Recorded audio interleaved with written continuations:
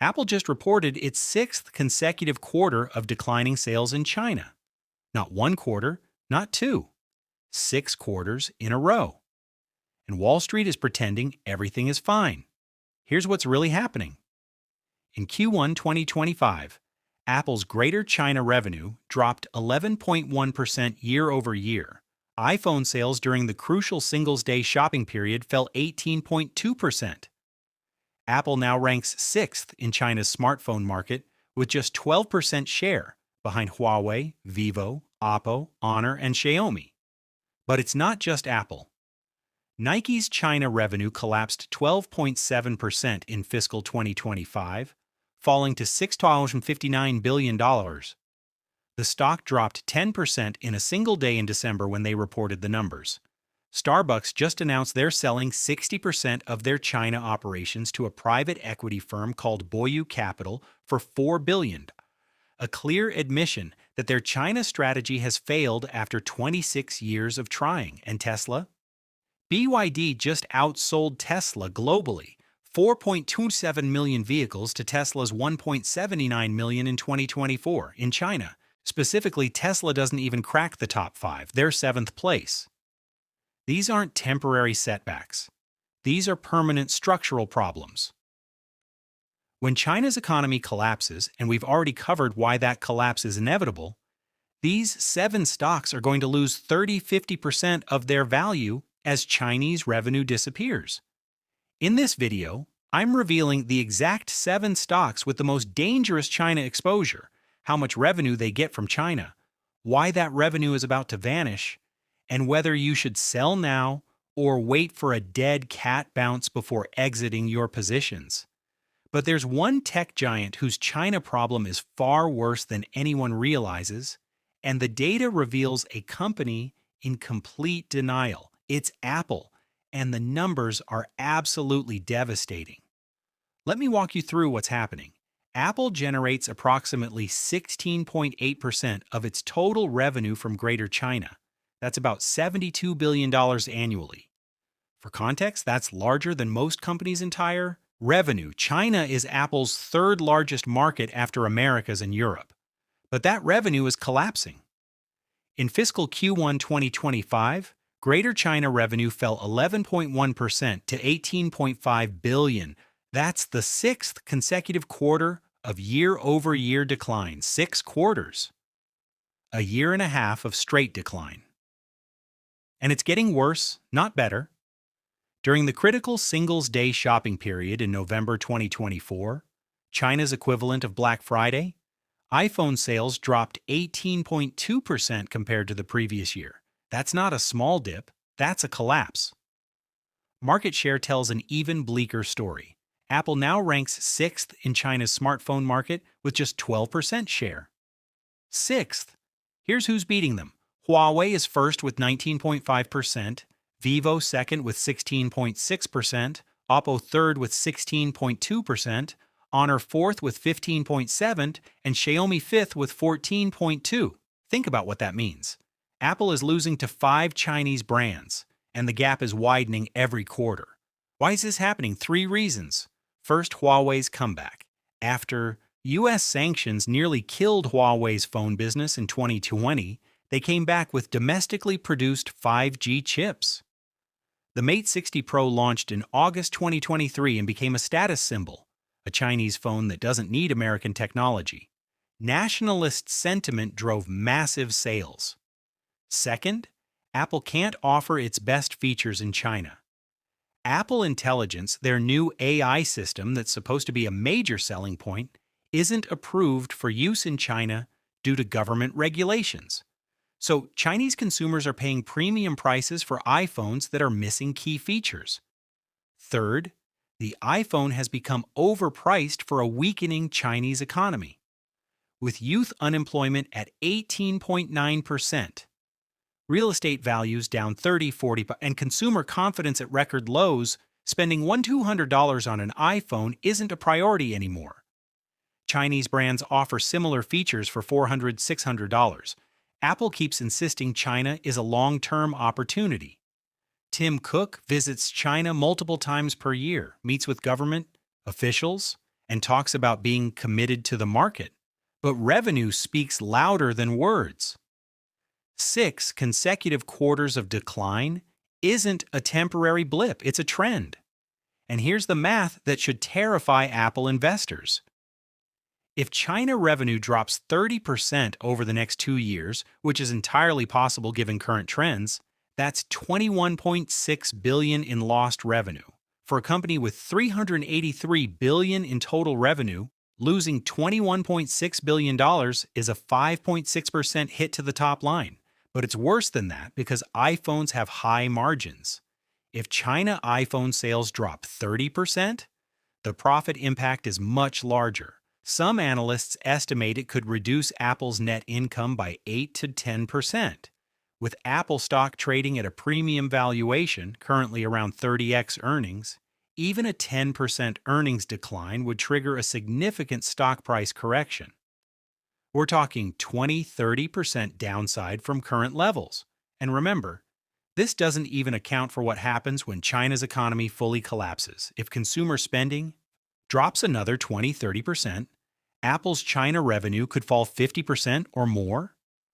Wall Street analysts keep saying Apple will turn things around in China. But how? Huawei isn't going away. Chinese nationalism is strengthening. The economy is weakening. What's the catalyst for recovery? There isn't one. Apple's China business is in permanent decline.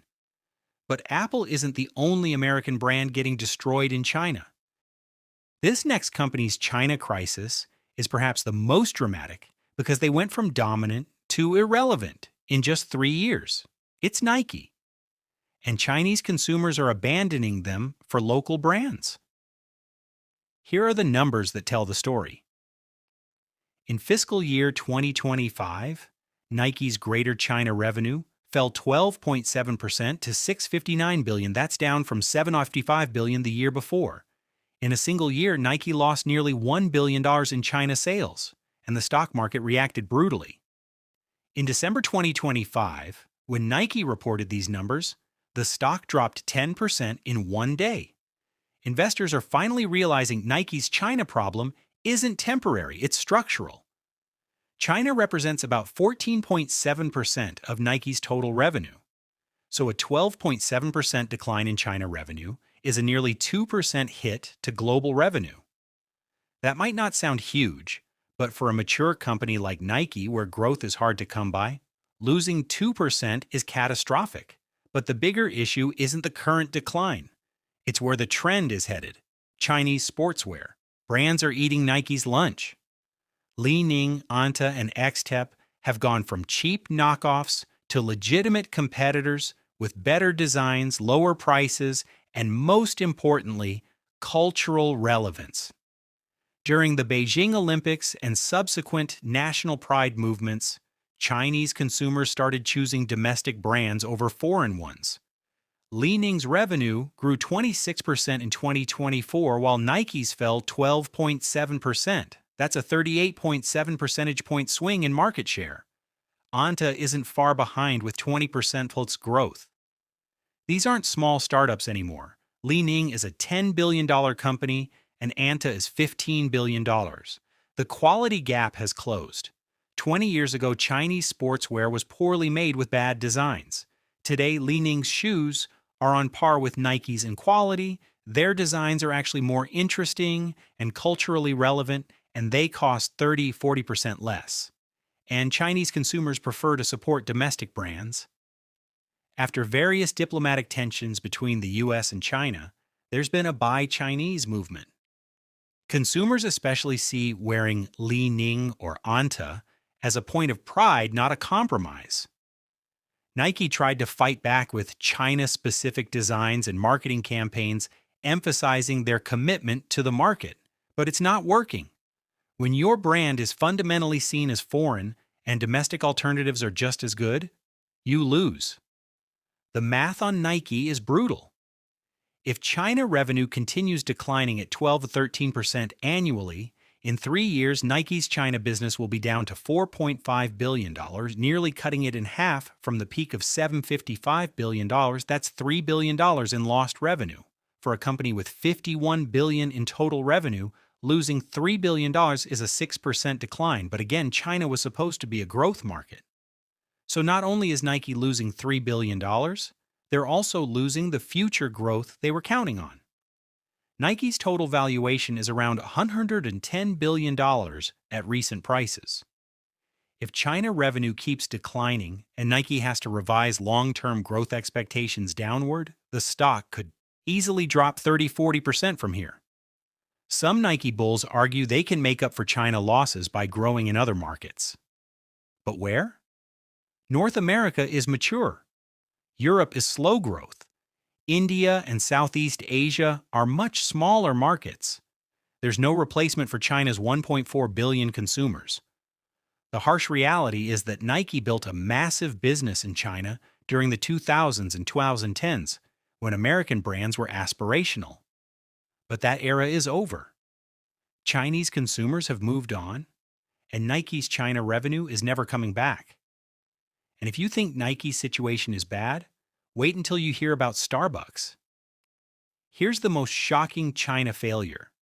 Because this company is literally giving up and selling out after 26 years of trying to win the market, it's Starbucks. And they just admitted they can't compete in China anymore. In December 2024, Starbucks announced they're selling a 60% stake in their China operations to a private equity firm called Boyu Capital for approximately $4 billion after 26 years of building the business, opening 8,000 stores, and investing billions of dollars. Starbucks is essentially admitting defeat. Let me explain why this is such a big deal. Starbucks entered China in 1999 and positioned itself as a premium Western brand. For decades, Chinese consumers saw Starbucks as aspirational, a place to be seen, to study, to do business meetings. The green mermaid logo was a status symbol. But then Luckin Coffee launched in 2017 with a completely different model. Cheap prices, often half the cost of Starbucks. Delivery-first model using apps. Stores in office buildings instead of expensive retail locations. An aggressive expansion funded by venture capital. By 2024, Luckin has over 20,000 stores in China, compared to Starbucks' 8,000, 20,000. They're everywhere, in office building lobbies, in residential complexes, in train stations. And they're profitable now after going through bankruptcy and restructuring. But Luckin isn't even Starbucks's only problem. Manor Coffee, M-Stand, Seesaw Coffee. Dozens of Chinese coffee chains have emerged with better locations, lower prices, and designs that appeal to local tastes. The result? Starbucks' same-store sales in China have been declining. In Q4 2024, comparable store sales fell 6%. That means existing stores are doing less business than the year before. That's the death knell for retail. And Starbucks management knows they can't fix it. That's why they're selling 60% of the business. They're essentially saying, we don't know how to compete in this market anymore. Here's the business. You deal with it. The $4 billion valuation also tells a story. Starbucks operates 8,000 stores in China. That's $500,000 per store in valuation. Compare that to Starbucks U.S. stores, which are valued at about $2 million per store. The China stores are worth 1/4 as much. Why? Because everyone knows the business is struggling. Store traffic is declining. Average transaction values are falling as customers trade down to cheaper options. Profit margins are compressed by competition. For Starbucks investors, this is disastrous. China was supposed to be Starbucks' next growth market after the U.S. saturated. Management spent years telling investors that China would eventually have more stores than the U.S. and would be a major profit driver. Now they're giving up 60% of the business for $4 billion. For context, Starbucks spent more than $4 billion building those 8,000 stores over 26 years. They're essentially getting their money back, but with no profit and no future upside. And here's the thing. Selling 60% doesn't solve the problem. Starbucks still owns 4 of a declining business in a collapsing economy. When China's consumer spending drops another 20-30, but Starbucks' remaining stake becomes worthless. The market hasn't fully priced this in yet. Starbucks stock is down, but not 30-40% down, which is where it should be given the China exposure. When investors fully realize that China growth is dead forever, the stock has significant downside, but at least Starbucks is exiting. These next 4 companies are still fully exposed. Here are the 4 other stocks that are critically dependent on China and facing similar collapse risks. Number 4. Tesla. Tesla's China problem is simple. BYD is destroying them. In 2024, BYD sold 4.27 million vehicles globally compared to Tesla's 1.79 million. BYD sold more than twice as many cars. In China specifically, Tesla ranks 7th in EV market share. They're behind BYD, Li Auto, NIO, Xpeng, Geely, and Chang'an. 7th place in what was supposed to be their biggest growth market. Tesla built Gigafactory Shanghai thinking it would be their manufacturing hub for Asia. But Chinese consumers increasingly prefer domestic brands, and BYD's cars are just as good, sometimes better, and cost 20-30% less.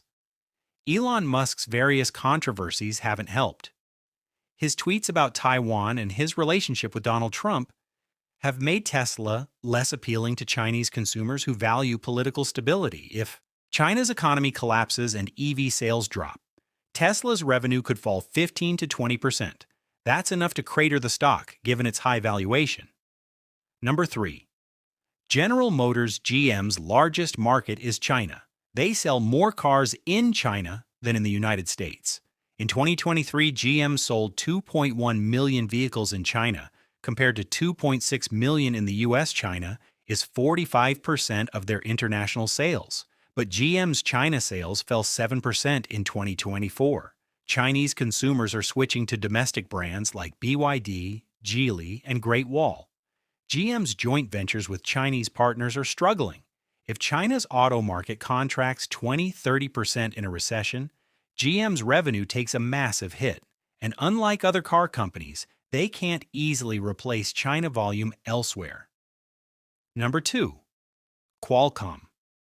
Qualcomm supplies chips for smartphones. Historically, Chinese phone makers like Xiaomi, Oppo, and Vivo used Qualcomm chips, but increasingly, they're using chips from MediaTek, Taiwan, or designing their own. Huawei now makes its own chips domestically. Xiaomi is developing its own. This trend will accelerate as China pushes for technology independence. Qualcomm gets about 1/6 of revenue from Chinese customers.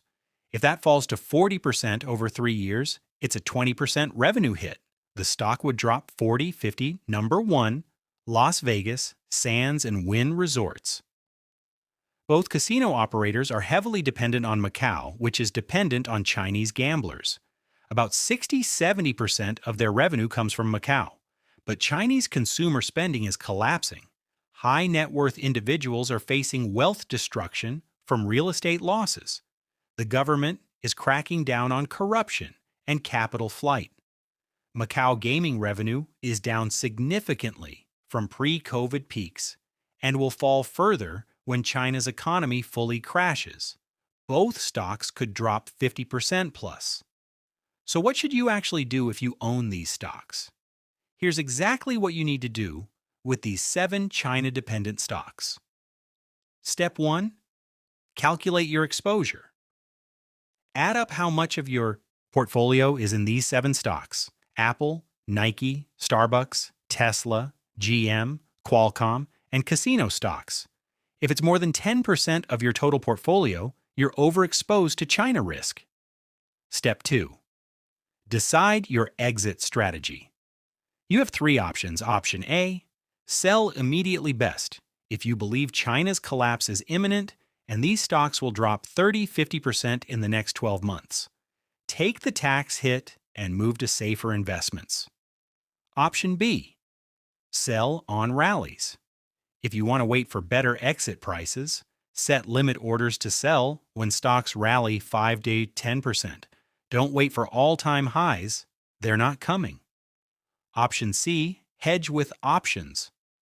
Buy put options on these stocks to protect against downside while maintaining upside exposure. This is more advanced but can work if you have large positions with big unrealized gains. Step 3. Replace with safer alternatives. Instead of China-dependent stocks, focus on U.S. domestic companies with minimal international exposure, European companies not, reliant on China companies benefiting from supply chain shifts away from China, Vietnam, Mexico, India. Step 4. Watch the warning signs. If you see any of these 7 stocks report declining China revenue, that's your signal to exit immediately. Don't wait for the full collapse. By then, it's too late. So we've covered the 7 stocks that will crash when China collapses. Apple with 6 consecutive quarters of declining China sales and falling to 6th place in market share. Nike losing 12.7% of China revenue as Ning and Anta take over. Starbucks admitting defeat by selling 60% to private equity after 26 years. Tesla losing to BYD, who's now selling twice as many vehicles globally. GM with 45% of international sales in China. Qualcomm depending on Chinese customers for 60% of revenue. And casino stocks completely dependent on Chinese gamblers in Macau. These are the stocks that informed investors are either exiting or hedging right now before China's economic collapse accelerates. But here's something I didn't tell you at the start of this video. Everything I just shared is completely useless if you don't know which stocks will actually benefit from China's collapse and the supply chain shift. Without knowing where to reallocate your money, you're just sitting in cash, earning nothing. Comment under this video, and I reveal the 5 stocks that will thrive as manufacturing moves from China to Vietnam, Mexico, and India. I'll see you in the next one.